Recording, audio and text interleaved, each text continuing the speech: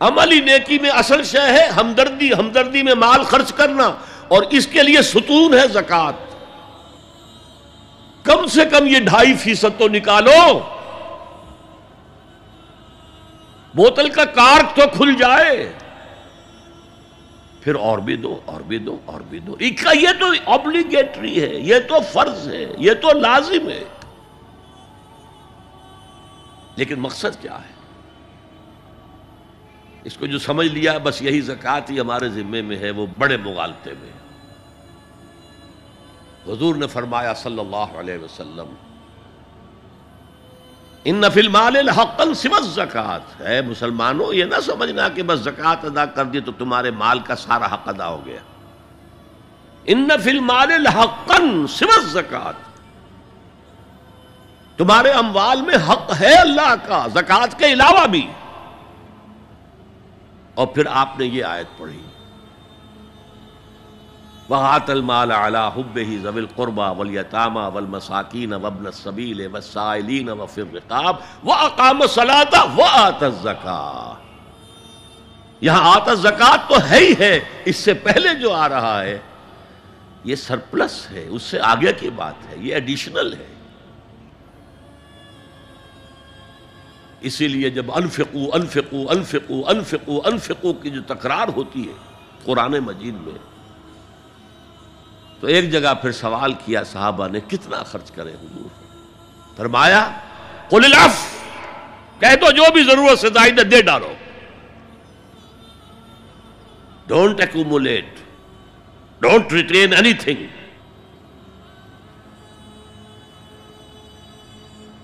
ایک بات آپ سے کہوں، آپ کچھ چونک جائیں گے، حضور نے کبھی زکوٰۃ دی؟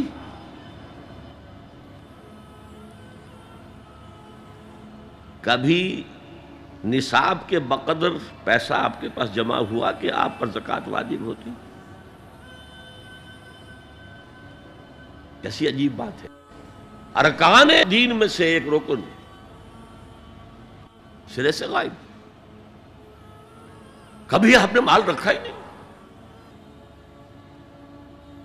حضور کا اسوہ ہم جانتے ہیں، مسواک کر لی ہے، پانچے جو ہے ٹخنے سے اوپر کر لیے ہیں، یہ اسوہ ہے؟ ہاں ہے، یہ بھی ہے، ٹھیک ہے، سنت ہے، اسوہ تو یہ ہے۔ اور صرف آپ کا نہیں، جنہیں ہم کہتے ہیں فقراء صحابہ، ابو ہریرہ، ابو ذر، سلمان فارسی، علی رضی اللہ تعالی عنہم اجمعین، یہ فقراء صحابہ میں سے تھے، کبھی کچھ نہیں رکھا اپنے پاس۔ میں نے بتایا تھا آپ کو شاید کہ حضرت علی کی جب شادی ہو رہی تھی حضرت فاطمہ سے، کوئی مکان تھا ہی نہیں، کہاں لے کے جائیں؟ ایک انصاری نے ایک حجرہ دیا ہے اپنے مکان کا، اس میں حضرت فاطمہ ودا ہو کر گئی۔ He didn't have any home۔ ابو ذر وہ تو دوسری انتہا کو چلے گئے تھے۔ قانون یہی ہے، حلال سے کماؤ، اگر ایک حد سے آگے بڑھ جائے تو زکوٰۃ دے دو، باقی تمہارے اختیار میں ہے، دینا چاہو دو، نہ دینا چاہو رکھو اپنے پاس۔ قانون اس سے زیادہ آپ کو پابند نہیں کرے گا۔ کبھی بھی آپ نے جبر نہیں کیا، ایمرجنسی میں بھی جبر نہیں کیا۔ ایک واقعہ آتا ہے کہ حضور کو کئی وقت کا فاقہ تھا، تھوڑی دیر کے بعد حضرت ابو بکر آئے، آپ نے چہرے سے پہچان لیا کہ فاقے سے۔ پھر حضرت عمر آئے، پہچان لیا کہ فاقے سے۔ شاید حضور خود اپنے لیے نہ اٹھتے نہ جاتے، اپنے دونوں ساتھیوں کو لے کر ایک انصاری کے باغ میں پہنچ گئے۔ انصاری کی عید ہو گئی، فوراً لا کر اس نے کچھ کھجوریں، کچھ انگوروں کے گوشے رکھے۔ اس کے بعد وہ دوڑا چھری لے کر کسی جانور کو ذبح کرنے کے لیے۔ یہ ساری تفصیلیں میں کیا بتا رہا ہوں؟ مال یہ نہیں تھا کہ مدینے میں سبھی فاقے سے تھے، موجود تھے جن کے پاس مال تھا، لیکن جبراً آپ نے کسی سے کچھ نہیں لیا۔ جب وہ چھری لے کر چلا، فرمایا دیکھنا کسی دودھ والے جانور کو نہ ذبح کرنا، بہرحال کچھ دیر کے بعد وہ گوشت پکا کر لایا، روٹیاں رکھیں. اس کے بعد حضور نے ایک روٹی پر چند بوٹیاں رکھ کر کہا یہ عائشہ کو دے آؤ، اسے بھی کئی وقت کا فاقہ ہے. اور پھر حضرت عمر کی طرف رخ کر کے کہا عمر یہ ہیں وہ نعمتیں جس کا حساب دینا پڑے گا اللہ کے ہاں. وَأَمَّا بِنِعْمَةِ رَبِّكَ فَحَدِّثْ، اور یہ جو فرمایا گیا الہاکم التکاثر میں نعمتوں کا حساب لیا جائے. وَلَتُسْأَلُنَّ يَوْمَئِذٍ عَنِ النَّعِيمِ، فرمایا یہ نعمتیں ہیں.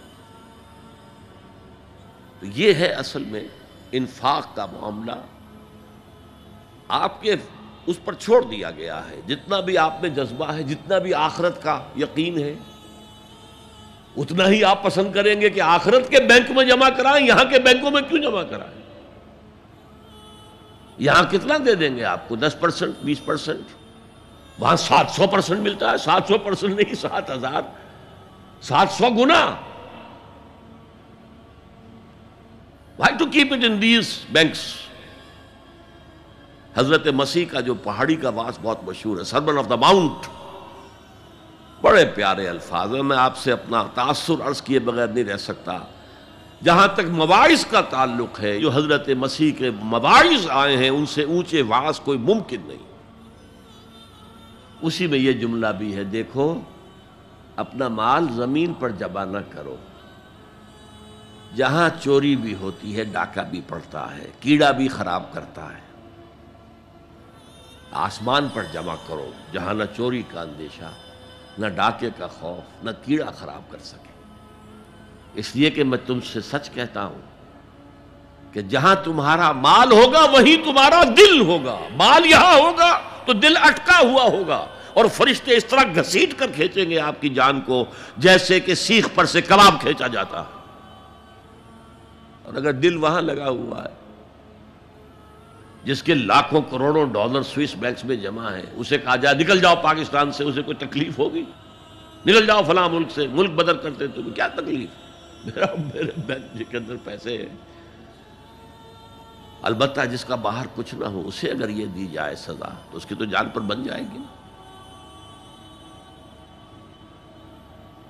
تو یہ ہے انفاق کا معاملہ. اس میں یہ دو جو ہے، ایک قانونی سطح ہے. قانونی سطح یہ کہ حلال ذریعہ حرام نہ ہو، سود نہ ہو، جوا نہ ہو، فحاشی کو ذریعہ نہ بنایا جائے، منشیات کو ذریعہ نہ بنایا جائے کمائی کا. اور جو بھی آپ کے پاس ہے، آپ نصاب کی سطح کے اوپر آ گئے تو 2.5% زکوٰۃ دے دو. قانون اس سے آگے آپ سے مطالبہ نہیں کرے گا. اگرچہ فقہاء نے یہ فتویٰ دیا ہے کہ اگر کسی وقت جو فقراء ہیں ان کی ضرورتیں زکوٰۃ سے پوری نہ ہو سکیں تو اس وقت کا امام، اس وقت کا خلیفہ، وہ زبردستی بھی امراء کے مال میں سے مزید لے سکتا ہے زکوٰۃ کے علاوہ. لیکن کمال یہ ہے محمد رسول اللہ صلی اللہ علیہ وسلم کا کہ نہایت جان گسل تحریک جو تھی، انقلابی تحریک، اس میں بھی کبھی آپ نے جبر سے کام نہیں لیا. یہ آپ کے چوائس پر ہے. البتہ ایک معیار مقرر کر دیا، جیسے حضرت ابو بکر غزوہ تبوک کے موقع پر سب کچھ لے آئے تھے گھر میں جھاڑو پھینک کر. عام حالات میں یہ نہیں، ایک شخص آئے صحابی انصاری، میں اپنا سب کچھ اللہ کی راہ میں دینا چاہتا ہوں. فرمایا نہیں، تم چاہتے ہو کہ اپنے ورثاء کو قریب اور فقیر بنا کر جاؤ؟ اس نے کہا اچھا میں آدھا نہیں، آدھا بھی بہت ہے. فرمایا 1/3 دیتا ہوں. فرمایا ہاں 1/3 کافی ہے. وَالثُلُثُ کثیر، اور ثلث بھی بہت ہے. اور یہی قانون ہے وراثت کا. آپ ثلث سے زیادہ، 1/3 سے زیادہ کی وصیت نہیں کر سکتے. 2/3 مال جو ہے کم سے کم وہ صرف قانون وراثت کے مطابق تقسیم ہو، اور کسی وارث کے لیے وصیت نہیں کر سکتے. ایک بیٹے کو اس کا حصہ بھی مل جائے اور پھر مزید جو ہے وصیت نہیں. وارث کے لیے لا وصیت لوارث.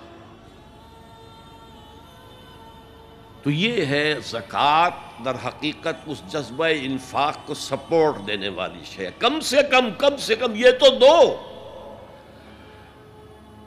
بوتل کا کارک کھل جائے گا تو مزید بھی نکل آئے گا اس میں سے. وآت المال على حبه ذوي القربى واليتامى والمساكين وابن السبيل والسائلين وفي الرقاب وأقام الصلاة وآتى الزكاة.